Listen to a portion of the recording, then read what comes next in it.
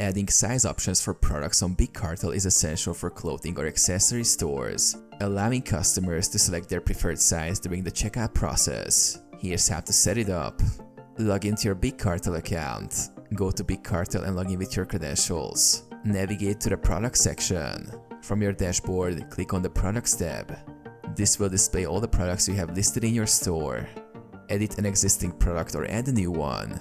To add sizes, either select an existing product by clicking on its name or click the Add a Product button to create a new listing. Add size options. In the product details, look for the Options section. Here you can add size as a variant. Click on Add option and enter the size names that you want to offer. Set inventory for each size. If you track inventory, specify the quantity available for each size variant. Save changes. Once you've added the sizes and any other necessary details, click Save to update your product listing.